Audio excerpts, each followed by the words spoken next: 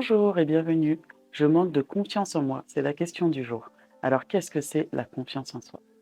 Je suis Assa, fondatrice d'État de coaching et révélatrice de potentiel. Ma mission, c'est de vous accompagner à prendre conscience de vos ressources et du potentiel qui existe à l'intérieur de vous. Et pour cela, je propose différentes prestations et différents services. Le coaching, la thérapie via l'hypnose et tout ce qui tourne autour des soins énergétiques. Vous pouvez prendre connaissance de mes services dans la description sur les liens. Et vous pouvez aussi également tester la séance découverte car elle est offerte. Alors revenons à notre question du jour. Je manque de confiance en moi.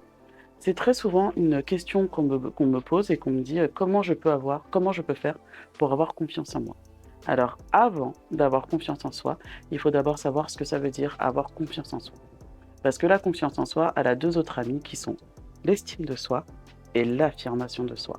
Et en fait, la confiance, l'estime et l'affirmation de soi, pour moi, c'est le combo gagnant pour se sentir à l'aise dans sa tête et ses baskets. Donc, on va revenir un petit peu sur les petites définitions. La confiance en soi, c'est se sentir capable et c'est croire en soi, c'est se sentir capable de faire les choses. Imaginons demain, on vous propose une mission, un challenge. Est-ce que je me sens capable de le faire et d'aller jusqu'au bout ou pas?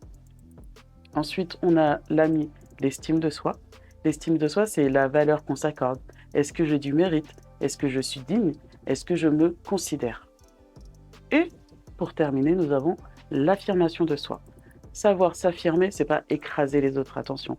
Savoir s'affirmer, c'est savoir se positionner sans écraser les autres. C'est-à-dire que oui, j'en ai envie, non, j'en ai pas envie. Oui, je veux, non, je ne veux pas. Et pour pouvoir développer tout ça, ça s'entretient. Sachez qu'on est tous avec des réservoirs différents. C'est-à-dire qu'il y a des personnes qui vont naître avec une confiance en soi qui est là, innée. Des personnes qui vont avoir une bonne affirmation de soi. On le voit souvent chez les enfants. Non, j'ai pas envie. Non, moi, je veux pas. Et des personnes aussi qui vont arriver avec une grosse estime de soi. Toutes ces trois variables, elles se construisent durant la période de l'enfance. C'est-à-dire que la manière dont nos parents et les adultes qui nous ont éduqués et élevés répondent à nos besoins et nos attentes. Mais attention, ce n'est pas figé. En ce qui concerne l'estime de soi, c'est la valeur qu'on s'accorde. Donc pour pouvoir travailler sur son estime de soi, c'est prendre le temps de se rendre compte ce qu'on a fait dans sa vie, les choses par lesquelles on est passé, et se dire, ah oui, effectivement, j'ai pu faire ça, je suis capable de faire ça, ben moi aussi je suis quelqu'un. On est tous, comme on dit en Afrique, le 9 mois de quelqu'un.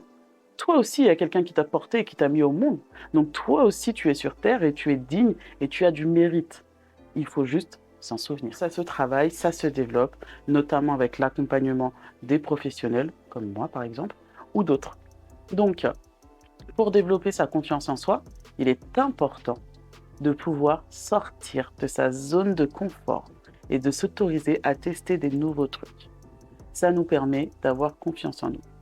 Et surtout, ce qui est super important à identifier, c'est comment est-ce que vous vous sentez quand vous manquez de confiance en vous.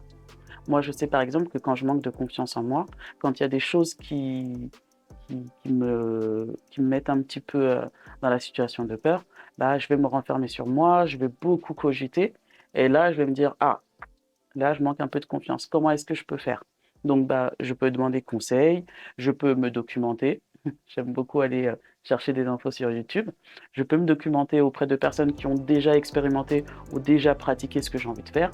Et je vais prendre des informations. Et du coup, ça me permet de me rassurer et de me préparer, de me dire est-ce que je suis capable ou pas. On peut également se former et voilà, il existe plein de solutions. Et ensuite, pour l'affirmation de soi, c'est très souvent le problème qui se pose, c'est apprendre à dire non. Apprendre à dire non, c'est pas faire du mal aux autres. Il faut savoir que quand on dit oui alors qu'on n'en a pas envie, c'est à soi-même qu'on se dit non.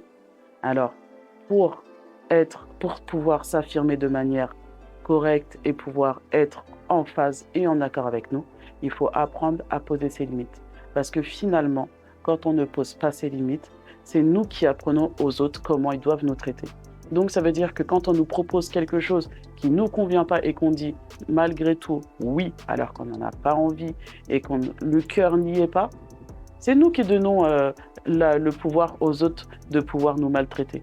Et comme on dit, c'est que si tu te comportes en serpillière, on te traite en serpillière. Donc voilà. Il existe de nombreux ouvrages, de nombreux podcasts, vidéos qui existent sur ces thématiques-là. Bien évidemment, si vous voulez en savoir plus et si vous voulez tester la séance découverte, n'hésitez pas à revenir vers moi. Vous trouverez dans la description toutes les informations. Et bien évidemment, hein, si vous avez envie de liker, allez-y. Si vous avez envie de partager, de commenter, à vous le choix. Merci pour votre écoute. Bye!